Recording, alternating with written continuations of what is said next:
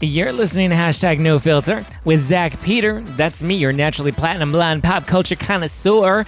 I'm the reality TV junkie, self-improvement addict, and host with only the hottest tea spilled fresh weekly. For more hot takes, go and give me a follow at Just Plain Zack. I always keep it funny and I always keep it cute. And if you're like me and you want to stay up to date with the latest reality tea, go and give us a follow at No Filter with Zack on the Instagram, or you can always join our private Facebook group. We had a very heated discussion about Meghan Markle, so if you want to join in on that, click that link in the description below.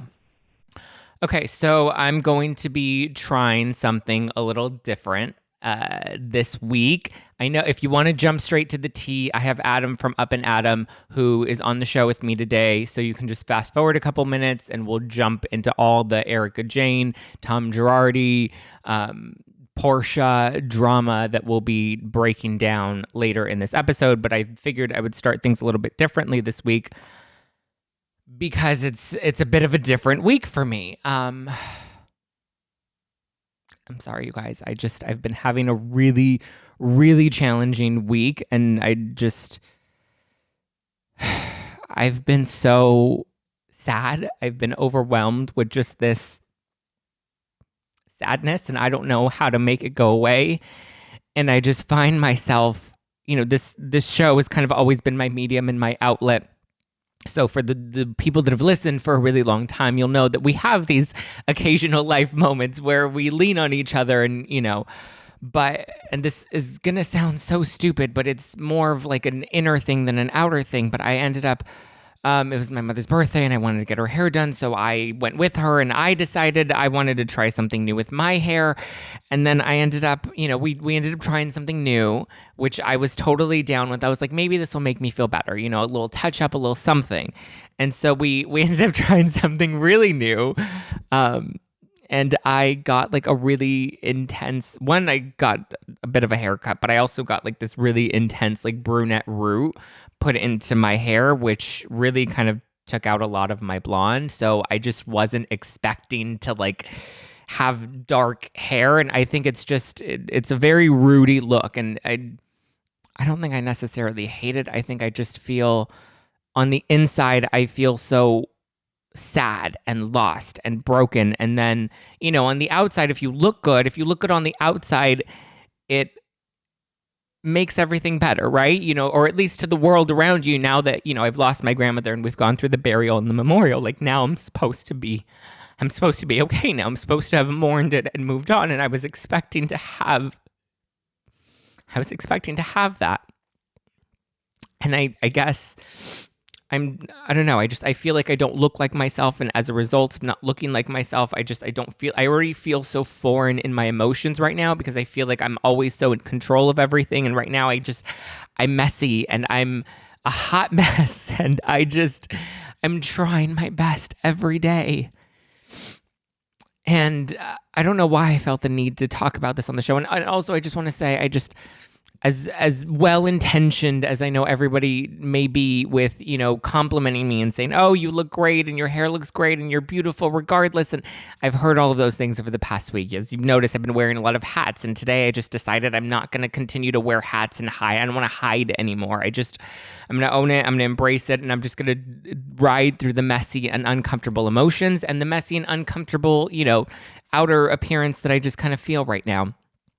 And again, as well-intentioned as I know all of those comments are, just think about a moment where you just didn't feel confident. And right now I just don't feel confident. And there's no compliment. I'm not fetching for compliments. There's nothing anybody can say that can take that away from you because it's not about the exterior. It's not about my hair. Like really, like it's my fucking, like really, it's not about my hair. It's about how on the inside I just feel so unhinged and I even talked about this a little bit on Instagram earlier this week that like even with my body I've been working out so much more lately and my body is changing and I'm putting on a lot more muscle tone and so like my thighs are getting a little thicker and they're getting a little more toned and my arms are getting a little more toned, which you kind of naturally want, but like I have a history with eating disorders and with body image issues and So for me, my body changing again just makes me feel so out of control of it, even though I know like my body's getting stronger and my body looks fucking hot right now. But at the same time, it's also just like,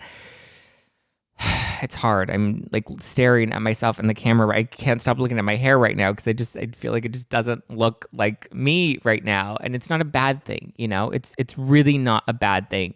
And I even have a friend who's like, "Oh my God, if you're this unhappy, like never go to that person that did your hair again." And I'm like, no, I love the girl that does my hair. She's been doing my blonde for 3 years now and has been one of the best friends that I've had that's helped me through this grieving process. Like I love her and I don't blame her at all for this. It's really just, it was like that one little thing that really just taps into all of those emotions that you're feeling on the inside.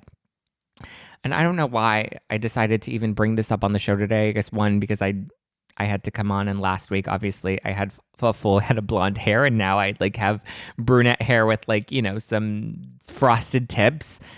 And I just personally hate frosted tips, but it's new and it's different, and I wasn't ready for a new and different outer me. I was ready for a different inner me. I was learning how to be comfortable with the different me on the inside, because this changes you. I feel like I lost a parent. I feel like I lost a best friend. I don't know how to get through it. I wish I could talk to her because I feel like she would know how to help me get through it. And it's just like for the first time in my life, I've never felt this loss before. I mean, I'm not that bitch that cries on a podcast. I'm not that bitch that cries on Instagram. Like who am I right now, you know? I'm me and I'm grieving and I have to be compassionate with myself. And I know that. And I just want to thank everybody for just talking to me and sending me tea and leaving really nice reviews on the show. And I'm so grateful and appreciative because this show gives me meaning and purpose. And, you know, all of last week we were taping episodes for adulting, and we had to tape a few of them, and I was wearing hats, and then I was trying to wear my Bluetooth headphones, and then it fucked up the audio, and I was like, okay, I can't do that anymore. Now I just have to own it and rock it, and I just have to be in this moment right now and feel my emotions and have emotions and just kind of process everything as it comes, you know? And again, it's not about the hair. Like, that's such a stupid, superficial thing to be like, oh, I got a bad haircut and a bad color. Or it's not even bad. It just doesn't feel like me. And then, you know, I was like, oh, now I'm going to have to bleach it a lot sooner than I was planning. And then I'm over here like trying to use clarify. I'm trying to do everything. I was trying to do everything that I normally wouldn't do to like keep the color. And now I'm doing the opposite where I'm like washing my hair in really hot water so that I can open the cuticle and release the color. And I'm using clarifying shampoo and, you know, I'm trying and blow drying my hair because again, the heat releases the color. And then I'm like, oh my God, now I'm going to ruin my hair, ruin the quality and the texture of it, and then I have to bleach it again soon, so my hair's probably going to break off as a result of it. And I'm like, you know what, I'm not going to hide anymore. I'm not going to not feel confident. I'm just going to be me. I host a show called fucking #NoFilter. I need to be a little unfiltered right now and just be me and sit in my discomfort of my life right now. Not my hair, but my life, because my life is really uncomfortable. I lost my best friend, and I'm trying so hard to be there for my grandfather because that was his wife, and, you know, be there for my family. And, you know, it's really hard, and I'm trying my best. And I appreciate that you show up with me every week and that we can just forget about life for 30 minutes or an hour and just talk about fictitious reality TV drama. And that's more of what we will do today. And it'll be good. I promise. We're going to have a lot more fun and laughs, and there's going to be a lot more fun Instagram content, and I will be blonde and bitchin' again very soon. And, you know, maybe right now I just need to have really long brunette roots to help me through. Like, obviously, it's, you know, divine intervention. It's the universe working its way through me and forcing me to, like, you know, deal with my inside shit. I don't know if I shared this. I think I shared this on the Adulting podcast, but I had taken a break from dating and then like taken 3 months off. And then when my grandmother was in the hospital right before she passed away a few weeks ago, I decided to re-download all of my dating apps because now I was like, now I need a distraction. Now I need boys and sex to just like keep me busy and keep me not thinking about what I'm feeling on the inside.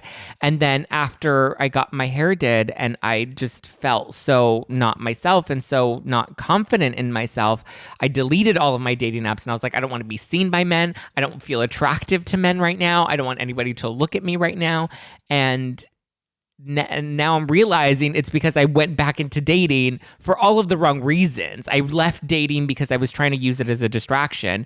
And then I was like, okay, now I'm going to get back into the dating game and to get back onto the dating apps because that's going to make me feel or nothing and avoid my emotions. And now it's like, no, bitch. The universe is like, no, bitch. Now you have to feel your shit. You have to feel your emotions.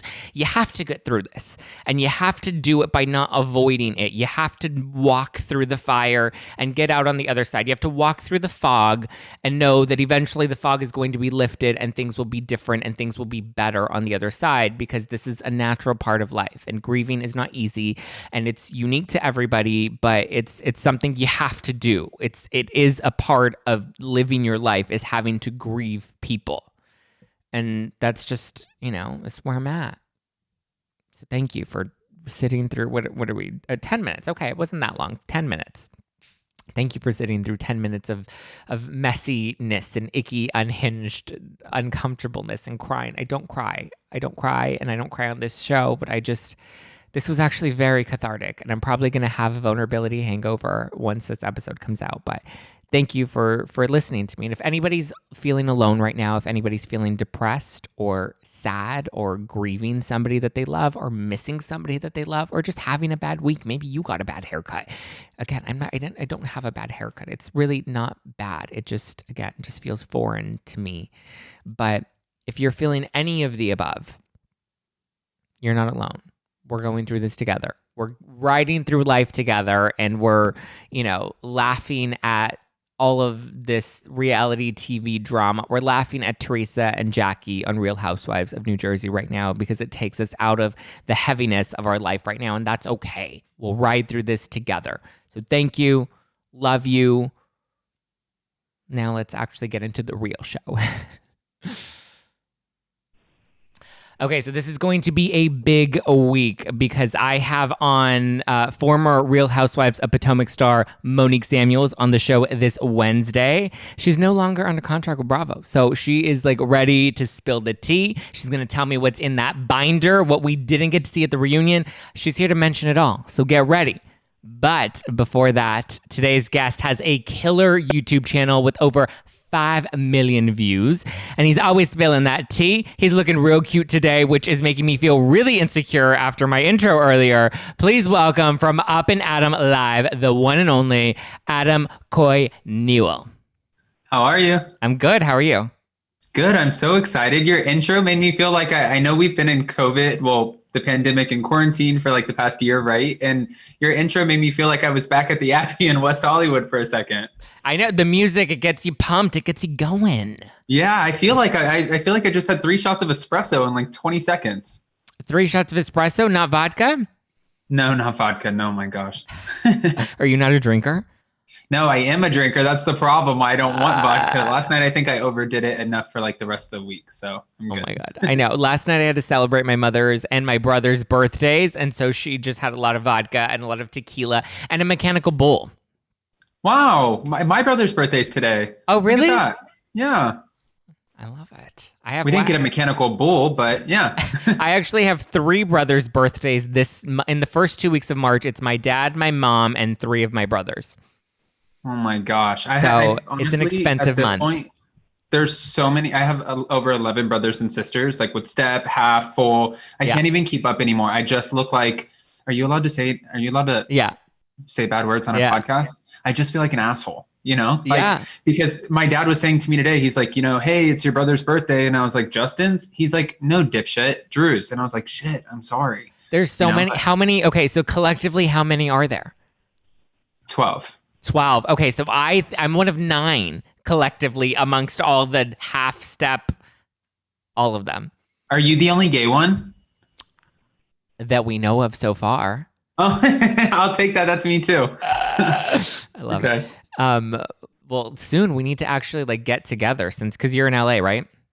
Well, now I'm in Palm Beach. I was living in LA till October, but I have to be honest with you. It's not like I wasn't wanting or willing to follow protocol for COVID and quarantine and everything. But LA started to become a little bit depressing after a while, being stuck inside. And I had a place here in West Palm that my fiance and I bought a few years back, and our tenants were like, we have to move out. And I said to my fiance, Jason, I was like, what are we doing? Why are we still here paying rent to someone? We're paying someone else's bills when we have a place, somewhere else. I don't know. It was a spur of the moment decision, but here we are. Well, that's good. I would have gone, had I not had all my family here in Los Angeles, I would have gone crazy this past year. I almost did go a little crazy. No, that makes sense though, because it's the family, like my whole family is here.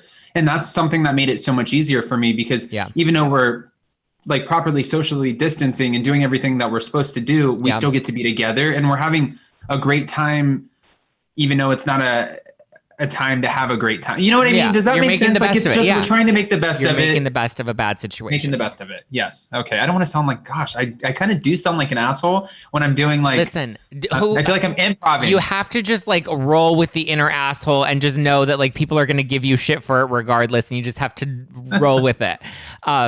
Everybody has an asshole, whether you choose to use it or not is up to you. What do you want to talk about first? Should we talk about Tom Girardi or J-Lo and A-Rod?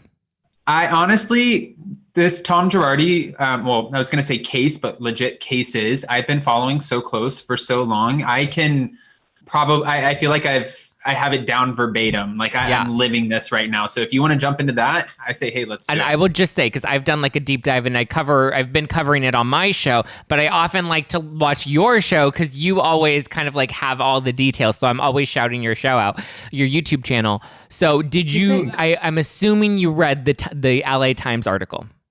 Yes. What were your thoughts?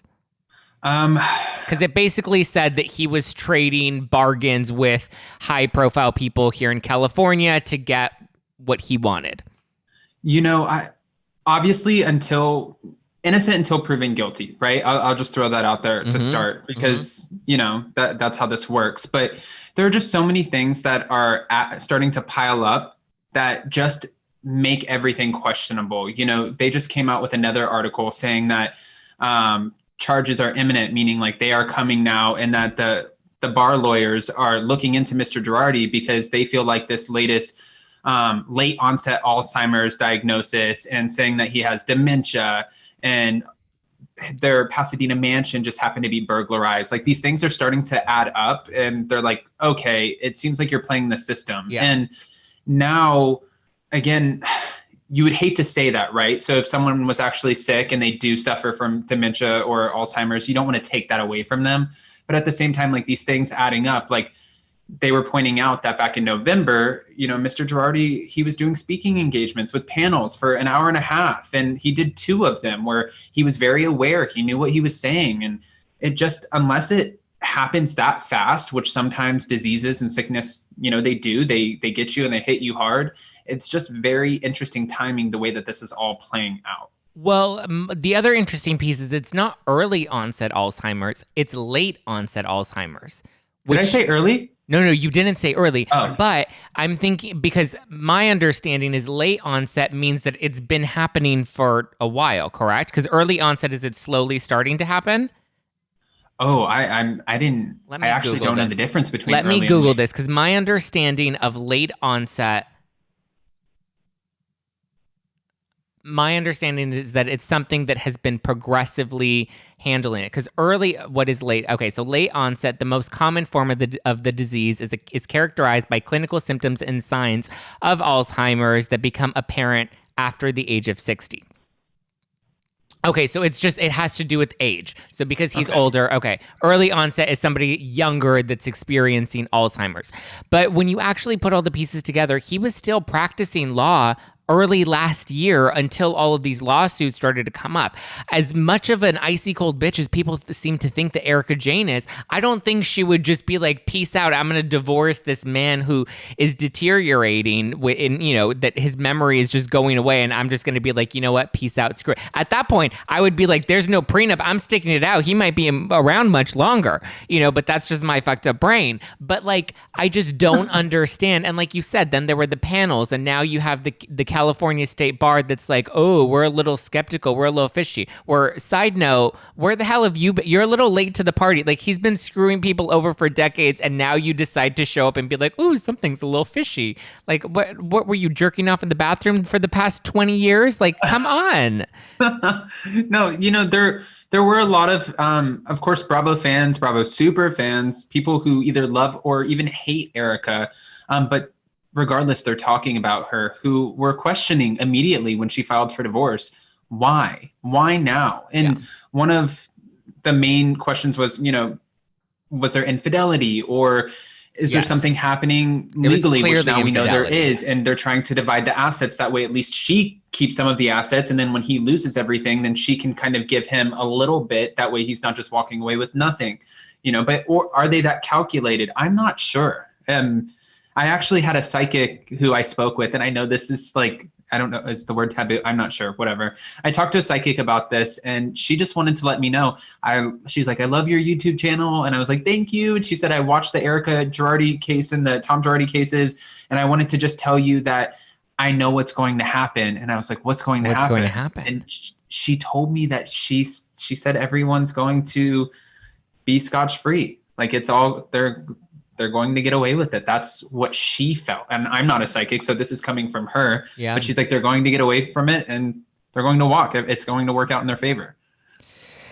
I mean, it's not a bad, when you look at the burglary, clearly you can hide assets. That's not an accusation. That's just a hypothetical. And when you, I mean, dementia and Alzheimer's, and they just happen to all hit at once at the last minute, like, it's a little sketchy. And and these are the games that these are the bullying and or the alleged tactics that he was using to win all of these other cases for his clients back in the day. Whereas it's like, it's not too shocking that he's, you know, pulling this out of his box of tricks. You know, it's really unfortunate. I had Emily D. Baker, she's a legal commentator, an amazing YouTuber, but she really knows how to break it down. It's almost like she does law terms for dummies for me on my show, because I don't necessarily know what all of the terms mean. And I like her to kind of just break it down for me. I was asking her, you know, there are creditors and clients who are owed millions of dollars. So right now you have two trustees who have been appointed, and they're to comb through all of the assets and liquidate them in order to pay back all of these people, right? Well, I said, every time we turn around in the headlines, you see a new case that's coming up. He owes $5 million over here, $11 million here, $2 million here. I said to Emily D. Baker, what happens if once the assets are liquidated, they run out of the money?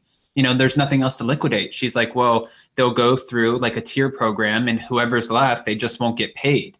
And it's just unfortunate, because a lot of his clients, the way he made his money, it was from tragedies, car accidents, plane accidents, boat accidents, earthquakes, like burn victims. And these families, they either lost someone, or that member of their family will never be the same. So sure, millions of dollars in money, it doesn't make it better, no, but it might help for that person who might be a burn victim to never have to work again and be able to live whatever sense of life they have left comfortably. But you allegedly took that away from them. And it just, I don't know this is crazy to me. It's just crazy. This is a Lifetime movie. It is. I just had a client of his on last week that was talking about how she believes that Girardi Keese threw their case in order to help Erica get on Real Housewives of Beverly Hills and kind of the convenient timing of everything. I'm not saying that. I'm not throwing that accusation out there. That's something that this client, Dana, that's something that she feels happened. And, I'm not going to take that experience away from her. I agree. The timing of it all was very convenient. He was in court battling NBC, and then all of a sudden he kiboshes the case. Dana and her partner get blacklisted by Hollywood, and then all of a sudden Erica happens to end up on Bravo, owned by NBC, which, it's the timing of it was very convenient. I will say that. And now that the LA Times article has come out and you see that he was allegedly trading a lot of these deals under the table to get the things that he wanted, it's not too hard it's hard for me to believe that, like the psychic said, that he could get away with it all. But at the same time, I think he knows the game so well that he may actually be able to get away with it all. The biggest question here is, at the end of the day, there was at one point he had a net worth, allegedly, of between 80 to 230 million. It was something like that, some ridiculous number. And now you have no money. Yeah. Where is the money? That's the biggest question. Where is the money? That's a lot of money. And then, like the home being burglarized, who knows there could be pieces in that house.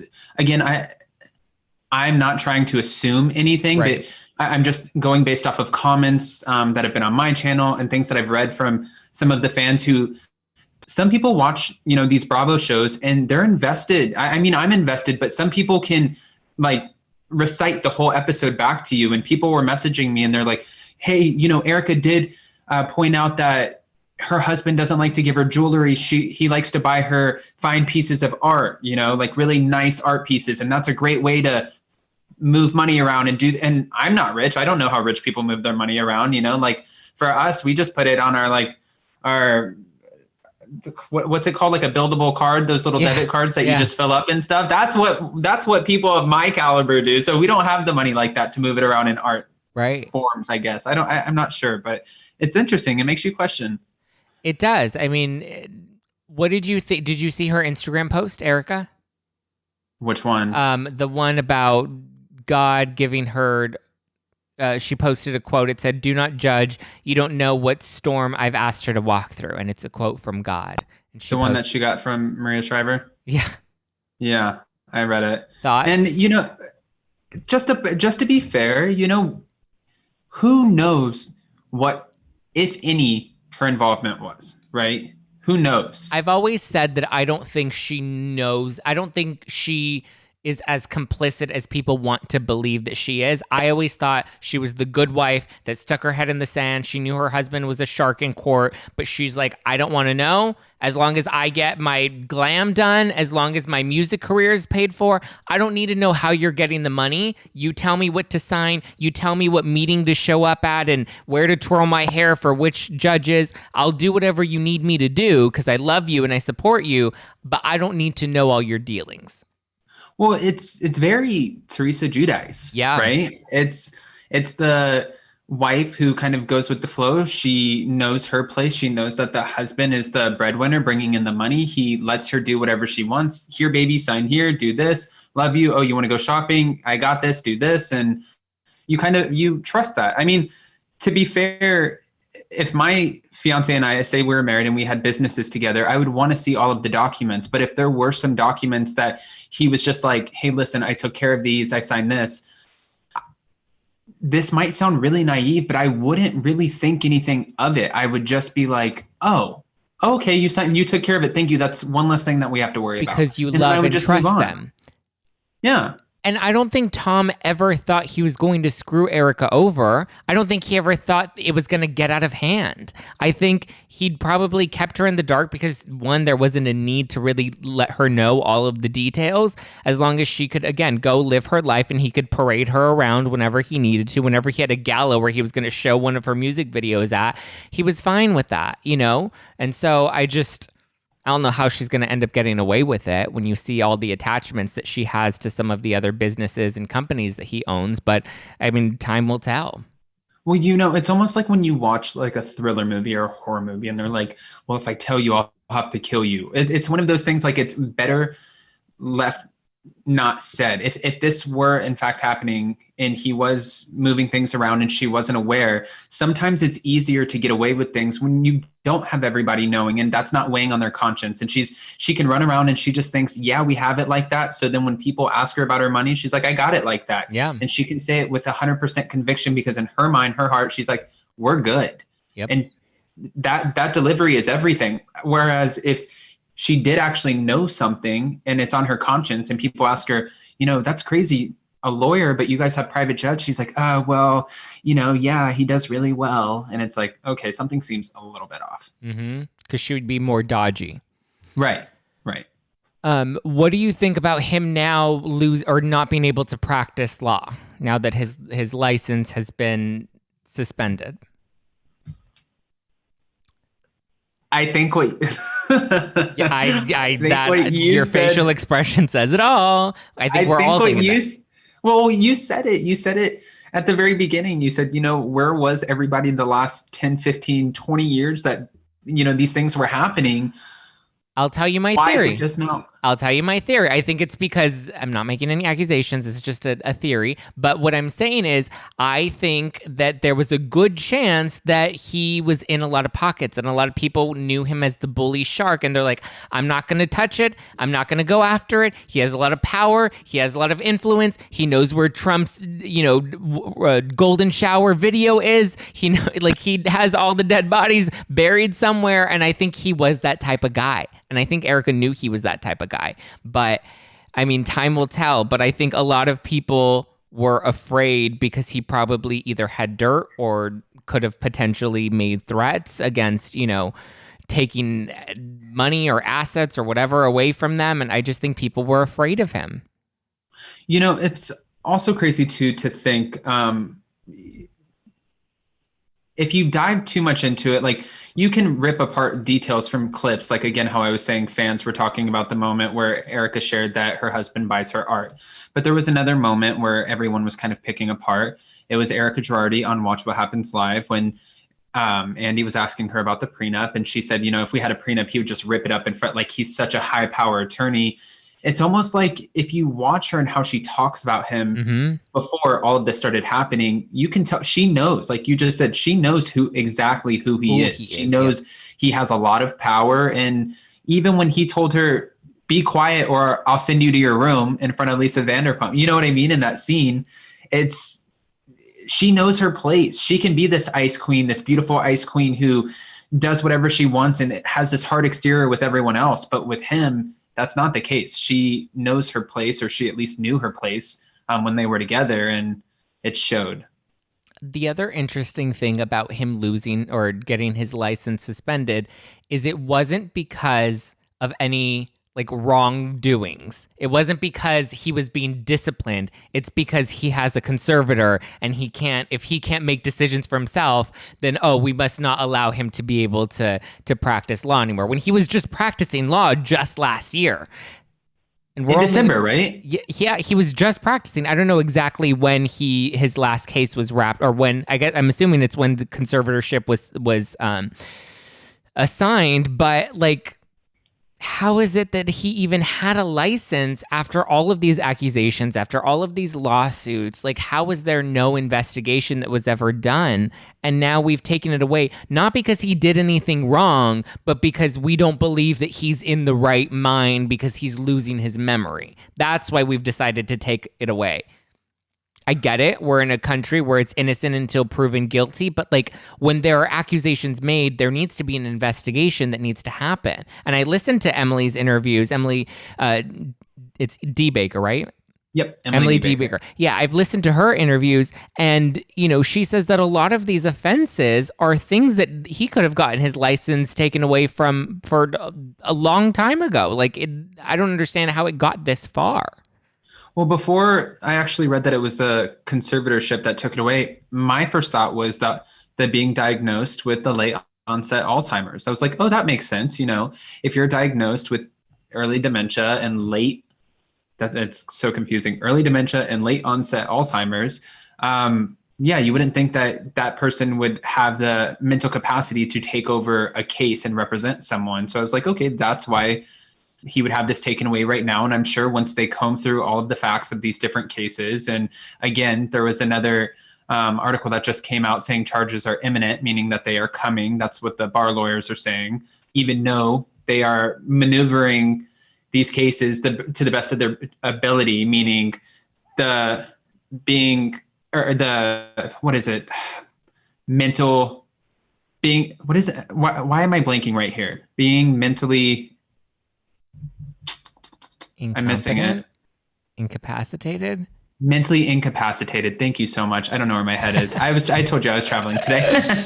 Thanks. But being mentally incapacitated and all of the different variables that are adding in, now he's going into a full assisted living facility. Yeah. And even Ronald Richards, who's been following the case so closely, said, you know, of course, if he's going with this narrative of being mentally incapacitated and having Alzheimer's and not really being able to make decisions for himself, and now that judge who, or not the judge, the doctor who came forward and diagnosed him with this, put out a statement and said, you know, I don't think Mr. Girardi should even have to appear in court because he doesn't understand what's going on. Wow. It just builds his case. Like Ronald Richards said, he can't say he's mentally incapacitated and then live in his Pasadena mansion. That doesn't necessarily make sense because he can take care of himself at home, but then he can't sit in a courtroom. No. So now it helps maybe if he's living in an assisted living facility. I mean, the other part is the wording is also very convenient too when they're like, oh, he doesn't understand the magnitude of the case. It's like, well, okay, that could also technically be true because he's a shark and has a big ego and doesn't think that he should have to pay for any of this. You know what I mean? So I find the wording when they're releasing a lot of these statements also just very specific in a way that's not false, but it's also, you know, an exaggeration of what the truth could potentially be. So I think it sounds like a game when you look at his history and, you know, how he's won all of these cases. It just isn't that, you know, as shitty as that sounds, isn't that kind of what it is? Like when you go into the courtroom, isn't it a game of who can bullshit the most, who can bullshit the most, right? So yeah, I mean, I agree with you. I think that this is a game in a way, and I think it's very important what terms you use. And like you said, it's those just key terms that kind of sway in his favor, and it might actually change the outcome at least that much more of this case or these cases. I mean, if he's really in the condition that he says he is, then I want him in an assisted living facility. I want him with a 24-hour nurse. No more hookers. No more blondies on New Year's Eve that aren't Erica. Well, they have, I mean, the courts are appointing another neuropsychologist to come in and reassess him and give their diagnosis and see if they think that he has Alzheimer's and see if this original diagnosis was correct. But Ronald Richards also just came out and said when they diagnosed him the first time, when this other doctor did it, he didn't do any physical tests. And I don't know how you diagnose someone for Alzheimer's or dementia, but apparently I guess physical tests go into it, which they did not conduct. Yeah. Which might have, again, been in his favor. I'm not saying it was, but you are dealing with a very high-powered attorney, a very high-powered attorney who right now is mentally incapable of speaking for himself, so we're being told. If we think that people in high places don't know how to maneuver the system when that's been their job for the last however many years, I mean, you're living under a rock. You're living under a rock. I just want to say, because you keep bringing up Ronald Richards, he's going to be on the show next week. So if anybody has any questions about the case that they need legal answers for, send them to me now so I can make sure I work those in so he can have all of those questions answered for us. But I'm ready to see Tom Girardi in an assisted living facility and all of his money paid back to all of the victims that are due money. I hope so. I mean, at least if anything out of this, at the end of the day, I don't want to see, you know, you don't want to see Erica Girardi with handcuffs slapped on her and then going to prison and rotting in a cell. You don't want to see this man at this point in his life. If they put him in prison for all of these things, they add up, and he were to be convicted and they stick him in prison for a little bit of time or a few years, whatever the case is, he's going to deteriorate in there. You know what I mean? Yeah. You're taking the rest of his life. And I'm not saying that if he did all of these things that, you know, he shouldn't be convicted. I'm not saying that, but you just don't wish any of that on anyone. I would never wish. As a basic human being, as a basic human being, you don't wish anybody to like rot in a cell or you know, lose any quality of life. And you know we're gonna Piper, shit. You know we're gonna get shit for saying that, right? They're gonna. People will listen. People will listen to the entire episode and agree with every single thing, and then in the comments they'll be like, "But the second that they said that they don't want Tom Girardi to rot in a cell, that's no, when that they is lost." not. Again, that's not what I know. Of course, I know. You and I know what we mean, but I already know how the comments are gonna go after that. That's not. Yeah, exactly. You know, and you have to be. Of course, you have to be careful with what you say on anything, right? Yeah. You don't want anything coming back and biting you in the ass. And I'm not saying that I wouldn't want him to reap what you sow or whatever the case is, but everybody should be held accountable. Guilty, when he's proven guilty and he gets that, whenever that verdict comes out and they send him whatever it is what it is. I'm not a judge, so I would just be like, oh wow, that's what he got. You know what, man, you did the crime, you do the time. That's it. I don't have any emotional ties to it. Yeah. So nobody rip my head off or yours. Anything else you have to say about Girardi before we move on to J-Lo?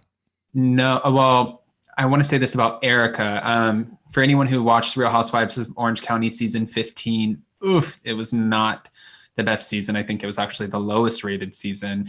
And they brought in the new housewife, Elizabeth Lynn Vargas. Mm-hmm. I just want to say this really quick because I was really annoyed by this past season, and who am I to whatever. Bringing in a new housewife. When you're a housewife, your job is to open up your lives, open up your front doors and show us your family, the ins and outs, what's going on with you, good and bad. Elizabeth Lynn Vargas couldn't talk about anything happening in her life because of her legal situation and getting her divorce. And she just kept saying, when it's over, I can talk about it. Well, you did that the whole season. So why were you even a main title holder on this season if you can't talk about anything? Now, where I'm going with this is moving forward. If we go into the new season of Real Housewives of Beverly Hills and Erica cannot talk about anything, it's going to piss a lot of people off, especially now people are under the assumption that this woman has built up this whole character, this persona on it's expensive to be me, glitz, glam, like I have all of this money and I am who I am because I have this lifestyle, but now they know where this money might have potentially came from. And that pisses people off. They don't want to watch that. They want to see a humble Erica who is coming forward in this season, willing to talk about her husband, her new life, what was going on, and giving us as much as she legally can. If she doesn't do that, it's not going to be a good reaction. This is going to be a really big and telling season for her because, like you said, people have seen her as this ice queen. It's expensive to be me, and I travel, and I have all this money. And now we're seeing that she's fallen from grace, and this is going to be her opportunity to really tell her side of the story, whatever that may be. Now, from my sources close to production of Real Housewives of Beverly Hills, she's talking, and she's talking a lot. So I'm assuming she's laying down track work and opening up about, what she's going through. I think Emily talked about how she's not under any gag reels and she doesn't have any NDAs or that we know of, or confidentiality agreements that we know of that would prevent her from discussing anything. I mean, even when it comes to her divorce, I'm sure she can't discuss specific assets if she's fighting for those in court. But in terms of like her reason for divorce, like this is the perfect opportunity, the way we saw Teresa Giudice do, not this season, but last season when she was throughout the season, little by little laying down nuggets of why she was leaving Joe. And then boom, at the end of the season, she files for divorce. So I think there is no real reason for her to not talk. And I think she is going to need to talk if she plans on having any sort of future in reality TV. I don't envision Bravo being able to keep her if she's not able to talk about it. I do know that there is some tension between Erica and Sutton Pokes into a lot of the drama this season. And so wants her diamond. Yes, Sutton is working for that diamond. From what I hear, Sutton wants that diamond, and she is ready to claw her way through Erica's expensive closet to get there. So Oof. I'm looking forward to the new season of Beverly Hills. I know a lot of people aren't. From what I've heard about it so far, from like inside production and stuff, it sounds like it's going to be a really good season, and I hope we get to see a different side of Erica. From your mouth to their ears. Yes, I agree. Okay, A-Rod and J-Lo. So over the weekend, TMZ reported that they had split, called off their engagement. Then his rep came out and they're like, hold up, wait a minute. That's not true. They're not split. They're working some things out. They're having some issues. Some issues that may or may not be related to Madison from Southern Charm. But they're saying, we're riding it out. We're sticking through it. What are your thoughts? Do you think J-Lo and A-Rod will be going to the end? And do you think Madison had anything to do with their current troubles? Well, okay, so I also did a video on this when it came out, and I was shocked and I wasn't with the J-Lo A-Rod thing if they were actually broken up, because this Madison LaCroix stuff came out, right? And Madison admitted that they had been, her and A-Rod, they've been texting back and forth. They FaceTimed a few times, but from what she said, they never actually met up in Miami. Now, what Craig Conover said from Southern Charm was that they did in fact meet up in Miami and they did hook up, but now it's just a bunch of he said, she said. Right. What I'm curious about is when I did my video, again, I go through and I love to read my comments and see what people are saying. And someone said in my comment section that A-Rod was allegedly going through some legal troubles that are up and coming in the next few months, and that Jennifer Lopez wanted to save her image and distance herself from that, the same way that she distanced herself from Diddy when there was that club shooting. Do you remember? Yeah. And it was she was told for her brand, you need to step away. This is not going in the direction that is conducive to you having longevity and a healthy brand long term, right? So I was wondering, okay, maybe is that it? Or is it the fact that he's running around and potentially hooking up with this younger girl and making Jennifer Lopez look like a joke? Or now they're coming forward and saying, no, we're just trying to work on some things, but we're not actually taking a break. Well, the timing of this, just like the timing of a lot of the things with the Girardi case, is a little peculiar, because on the day that this was announced, Jennifer Lopez posted on Instagram on her story a photo of her and Mark Anthony, and Mark was sitting with one of their twins. And I forgot what she said in it, but it was something like, mommy and daddy have you and we love you. Yeah. And just being there for her kids because they were sad. And immediately I thought, oh, the kids are sad because Jennifer Lopez and A-Rod did an amazing job of blending their families, as we can see on social media. And, as my parents have been divorced more than I can count on two hands, legitimately more than 10 times. My parents have been married and divorced. So I know what it's like to, and like you said, you have step brothers and sisters. So I know what it's like to come together with a family and then also have to walk away from a family. Yeah. And that's where my head immediately went. And then the next day when they announced that, no, they're still together, I was like, wait a minute, I'm so confused. I feel like I'm in this, like, what's happening? I don't think she was expecting the news to break when she posted the photo talking to her daughter.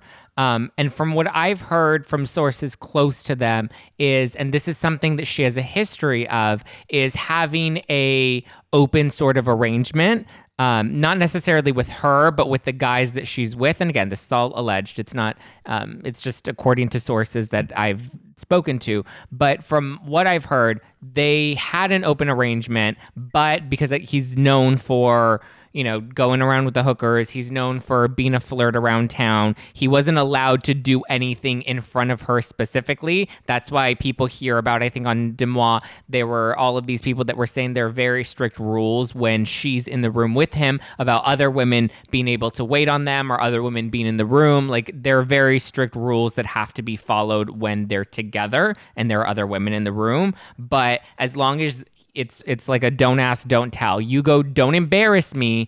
You keep it discreet. You make sure nobody finds out about it, but you go and get your needs met where you need to go and get your needs met. And at the end of the day, we come back together. We have a happy marriage on the outside and we look like a pretty couple. To be honest with you, had I not have ever lived in LA, I would have been like, there's no way. Yep. Right. But it's living so in LA, common.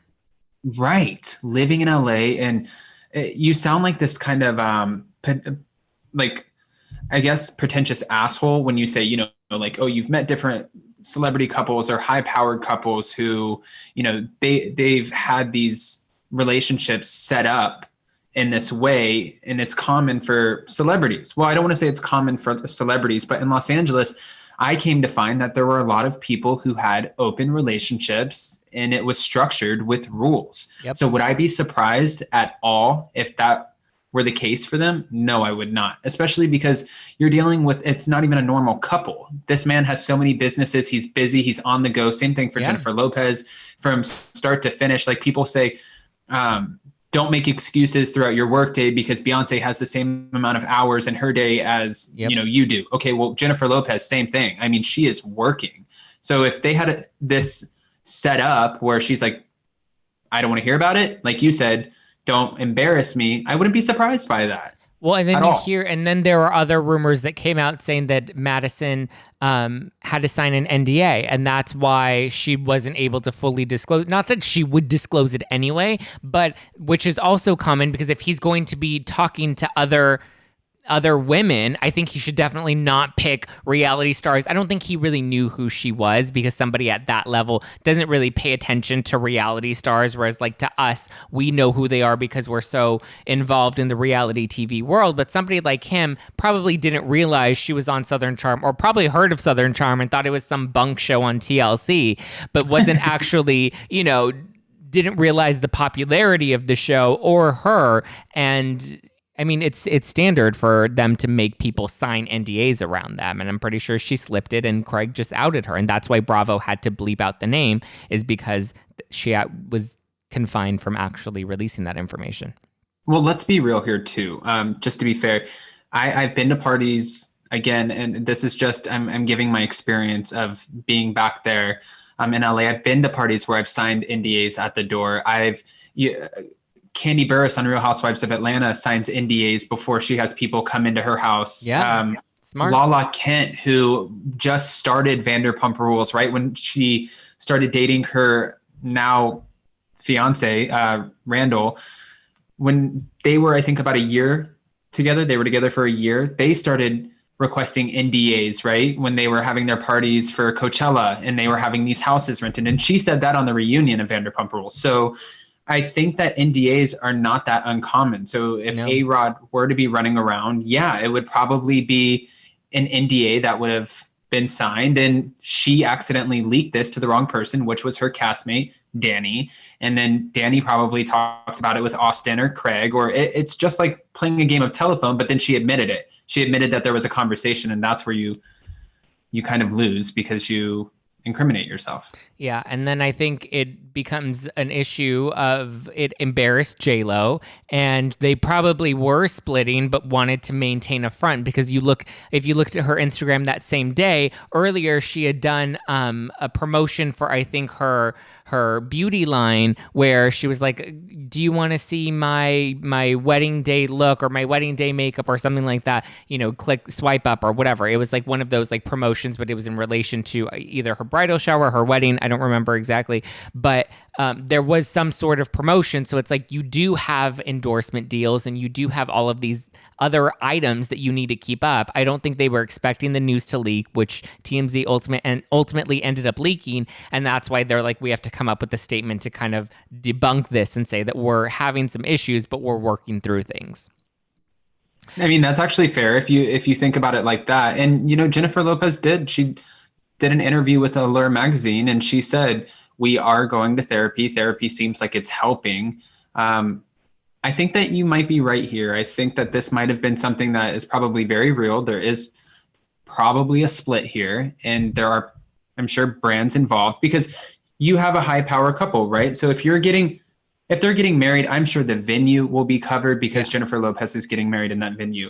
The dress designers are going to be fighting over like who's going to be able to be the one to design their dress, and then different companies want to be responsible for doing her makeup. So you sign all of these deals with these different brands, and there's a money sign with that. And then all of a sudden, like you said, this comes out. What happens to the brands? What happens to these contracts where they're supposed to be representing you for your wedding, your big day? All of that, somebody has to pay. Somebody has to pay. And the other thing too is one thing that I don't think people always realize is when news like this leaks, it's not always in line with when it actually happened. Like they've probably been broken up for a couple of weeks and have been putting together the PR plan and strategy for how they're going to approach it moving forward. And it leaking probably threw off their timeline a little bit. But do you think they're actually going to get married? No, I mean, this isn't a good start, obviously. 4 years together, 2 years engaged, 2 times calling off a wedding, and then this coming out. They're not saying that it's not true. That's the thing here, is they're not saying that everything's perfect and TMZ is just being annoying. That wasn't their response. Their response was, we are working on things, which is sort of, like you said, it opens up the door. It opens up the door for a month or 2 months from now, 3 months from now, we hear, oh, no, they've actually confirmed it's split. And they can say, we tried. We went to therapy. We did everything we were supposed to do. We gave it our best shot and we tried. We tried. Yeah, and they've probably already been broken up for a while now, and they're probably not together right now, but they'll continue to do all of their PR stunt moves to make it look like they're still together so that it looks like they really did give it a solid, A for effort. It's actually funny to me too. In my comment section, I had my head ripped off because I was like, who would cheat on Jennifer Lopez? And people were like, Adam, nobody should cheat on anybody. I'm like, listen, right. I'm not saying cheating's right.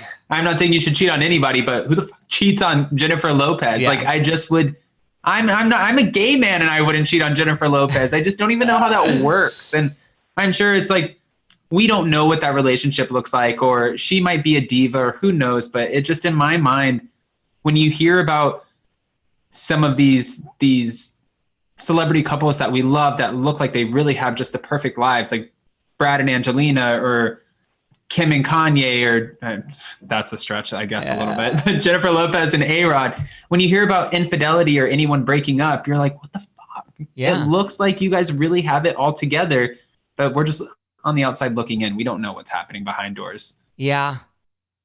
I mean, I wish them well, but I also I don't have faith in their relationship. I don't have faith in it either. I just hope that, honestly, I'm the guy who I sort of like to see positive, especially, and not sort of, I love to see positive, especially after such a dark year. 2020 was just hard for everyone because it was it was a challenge, right? So moving forward, you would hope that everybody has a lighter year and has a lot of love and just the ability to just flourish. Okay. Yeah. So that's not something that I see for Jennifer Lopez and her relationship with A-Rod. And it's sad because this woman, she has her kids, she has her career. It's almost like she almost has it all, but she can't just keep this one thing, which is love, the love of a good man. And I sound like a sappy, like Disney story right now. Yeah. But that for me to think about for her sucks. And also someone said in the comment section, they're like, this woman can't keep a man. Every 2 years she's recycling him. No, she was with this man for 4 years. She was with Mark Anthony from 2004 to 2014. Sure, she was with Ben Affleck for a little bit. Or also, who gives a shit if she gets a new man every 2 years? Like, let her live her life. I know. It's like when people do that to Taylor Swift. They're like, Taylor Swift is always with the new guy. Are you involved? Are you laying in bed with them? Does it bother you? You're not involved because you're at home because you married your high school sweetheart and you're sad and you're upset with your life and you're upset that you didn't go and play the fields and date around. And now you're stuck in an unhappy, soulless marriage. And that's why you have to knock other people for their marriage. Wow. I wasn't going all the way there. But no, listen, it's like. Mention it all. Yeah, it's like, listen, guys, it's like when you go to Froyo or the different yogurt places and you walk around with that stupid little cup where you fill up the cup and you try the different flavors. And really, by the time you're done trying all the flavors, you're full. You probably don't want a fucking cup of yogurt anyways. So by the end of it, maybe Taylor or Jennifer Lopez or one of them won't want a man. But they're trying and seeing what they like and seeing what works for them. And they don't have these normal lives. So not only do they have to find somebody who they like and they're interested in, that person has to be able to blend into their life, blend into this stardom, blend in with their families, their children. Of course, that's not an easy feat. Like, that's not the easiest task. So I don't judge any of them. I don't judge a normal person who is not a public figure who dates around. I have tons of friends who are out there on the loose, just not me. And more power to, well, you got a ring on it, so you don't need to be out there on the loose. And I'm also not Los Angeles got a ring on it either. You know. Oh yeah, Los Angeles got a ring. Los Angeles got a ring on it is very different from a normal ring on it. Los Angeles is like I have neighbors in my building that I've been trying to like let me into their marriage, but they won't let me because it's too close to home. Not in the same building. Don't do it there. I know, but I'm just like, how much more convenient? Like, I'm thinking about the efficiency of it, Adam. Like, I can be like, you want it now? Let's do it. Let's go. Boom, boom, boom. You're like, I'm going to the third floor and then I can come back and I can record my podcast. Yeah, this is like Los Angeles traffic. I have an hour. Let's make it work. That's okay. All right. You're efficient with your time. Efficiency. I'm not mad. Okay, so to close it out, let's talk about Porsha, because a lot of people think that she is leaving Bravo, that she's unhappy with the new season of Real Housewives of Atlanta. She's removed Real Housewives of Atlanta from her bio. She doesn't have Bravo chat room in her bio. So people are like, oh my gosh, she must be unhappy with Bravo and she must be planning on leaving. Because it's not like she doesn't have any work in her bio, because her bio currently mentions Dish Nation. It mentions that she's an actress. It talks about Go Naked Hair, Pampered by Porsha, PorshaWilliams.com. It has her booking and inquiries email. Okay, so one, I don't know, was Porsha an actress? Is she talking about the stage play? She's acting like she didn't sleep with Bolo. Okay. Okay. When I was told that Porsha had removed Bravo and Bravo's chat room, my first thought is, we know that these housewives, especially if you've been around for a minute, you're making a lot of money. I don't know who is that financially sound. I mean, I couldn't even imagine being that financially sound where you could walk away from a job that makes you film 4 to 7 months, right? Film 4 to 7 months with the interviews and everything. And then you get a 5, 6, 7, sometimes $1 million paycheck for those months, you know? So how can you walk away from that? I couldn't see that. But then I also couldn't see Bravo firing Porsha, because she's been sort of the main person this season. That's at least what it feels like to me on the season of Atlanta. She's also at the forefront of the Black Lives Matter movement, which is amazing. And everybody's applauding her for that. Yep. She's using her public figure and her platform in all the right ways and trying to raise awareness. It just seemed like everything was going right. I don't know where this would have came from. Do you have any ideas? I'm thinking she was very unhappy with how she was treated this past season. I mean, obviously Kenya brought up the whole Bolo stuff and the alleged threesome, but that's the only stretch I could pull with why she would be leaving Bravo. But like you said, the financial security of being on Real Housewives of Atlanta and getting that salary, and Bravo's chat room, which people love her on. She's the best one on it. I don't understand why the money I think would be too good. And taking one bad season where, I mean, at this point, I think she should just own it and be like, look, I fuck Bolo. Like, it is what it is. Like, it's just, you know, let's move on from it. I think she could have even turned it into a conversation about why we shouldn't be slut shaming people for having a sex life. You know, she had fun. She didn't realize this was going to be on the show. She didn't realize this was going to become a storyline. She's probably not happy about it. And Bravo's obviously having fun with it. They had like Kenya doing her smoking interview and they did their whole little detective episode. But like, I don't think she's leaving. You do think, or you don't think? I don't think she's leaving. I don't think she would be leaving either. Again, like you said, it's one bad season. And like you said, she could turn it around and be like, don't slut shame me. I wouldn't even use that term because she's single. She was single when this happened. Her ex cheated on her. She is a mom. She's a working woman. She can do whatever she wants. I wouldn't even let this phase me. Now, Drew Sidora, who we're going to watch tonight, in this episode or this week's episode, defend her marriage when LaToya Ali is like, well, you didn't mind grinding up on Bolo when you're at home with your happy husband. Okay, you might have to work a little bit better at defending that, right? But for Porsha, doesn't matter. Who gives a shit? She doesn't have someone to go home to. So this, I don't really see where this would be bothering her that much. I feel like there's a lot more to the story. And again, Bravo's chat room, she is the best one on that show. Hannah Berner's great. Sure. Giselle. Yeah. I mean, they're great. They add something to it. But for me watching it, and I watch all of these shows, Porsha is the one who does it for me. And just to touch back on these contracts that they get, there is a lot of money that's on the table for Porsha's not this multi-millionaire, take away this contract. She knows one day the housewife, the stardom of that will go away. And then sure, she'll have a podcast or Dish Nation, or she might even get her own spinoff eventually. But this will see its day, right? Yeah. It runs its course. It did for Nene Leakes. It did for Vicky Gunvalson. It happens. So write it out while you can. Don't just pull that cord all of a sudden because you feel like you had one bad season. You had multiple bad seasons. You ripped Kenya off the reunion floor. Like you had other moments that were not as tasteful as this situation of you being a single woman who hooked up with a very attractive man. It's okay. The other thing I could potentially see is it being a bargaining chip.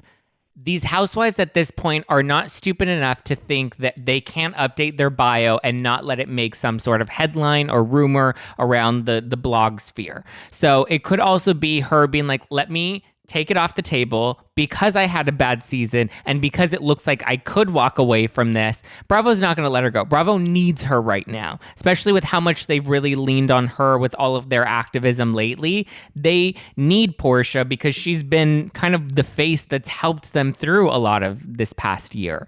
And so, and not only that, but she's great on chat room and she's great on Atlanta. Like she, and I think she is realizing her power, so she could be using it as an opportunity to get more money, which I think is part of the reason like Kate Chastain ended up leaving chat room. I think, okay, so two things about that.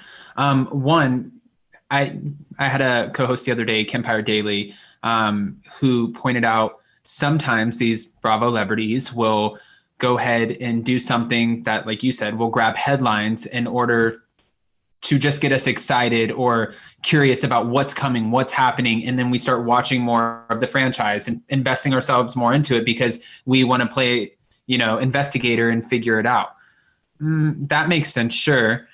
That could be what's going on. Or, I mean, I don't know. I'm so confused with this because again, I can't get over the fact that there is just so much money on the table. There's millions of dollars a year for Porsha on the table. Her and Kenya are carrying this season. Like you said, Bravo needs her on this franchise. Had Kenya and Porsha not been a part of this season, it would have been so freaking boring, And I hate to say that because Atlanta used to be my all-time favorite franchise, but now it's like if it weren't for Porsha, I wouldn't be watching it. And for Kate Chastain, I didn't even think about the money thing for her because for Kate, I would have assumed that she would just be happy that she has a job with Bravo because she was a stew. But I was starting to think, okay, maybe, with Captain Lee's son passing and him having a really hard year this past season, maybe Bravo put Kate back on the boat with them for this next season of filming. That way he has someone who's familiar to him. Maybe she wanted to jump back in there. And that's why she took some time away from New York. Now, could that be true? Yes. Could it be just totally made up in my head? Yeah, I don't know. Okay, well, I do know that you have a great YouTube channel and everybody needs to go and subscribe to it. So can you pimp yourself out? What are your social handles and what is your YouTube link? Yeah, so you guys can find me on YouTube at Up and Adam, and then also my Instagram. I changed it. It was my name, but I changed it to at Up and Adam Live. So yeah, guys, if you're around. I mean, I saw that you have been doing, first of all, I just want to say, I love your interviews. I love when I think you have a great way of just being able to do what you do. And everyone thinks it's easy to jump on a podcast or jump on a YouTube channel and talk to different people or even try to sit in front of a camera and articulate yourself. And I get I'm nervous with you a little bit. I'm not going to lie. And sometimes it's hard to power through it. So I just have a lot of respect for what you do. I love your interviews. I'll, of course, stay listening and stay watching. And I hope I didn't ruin it with talking in circles a little bit. And one day you'll let me come back and talk with you. You were great. You can come back anytime. We should next time you're in LA, we'll actually work something. Hopefully then the studios will be open and I won't have to be like taping in my kitchen anymore. But thank you, Adam. Your channel, again, is Up and Adam Live on YouTube, so everybody needs to go and subscribe. He has really great interviews, really great recaps. You can follow me at Just Plain Zack. Follow the show at No Filter with Zack, and get ready. This Wednesday, I have Monique Samuels. Next week, I have Ronald Richards. Send me all your questions. Join our private Facebook group, and please leave me a 5-star review because I love that validation. All right, guys, I will see you this Wednesday. Bye. Bye, guys.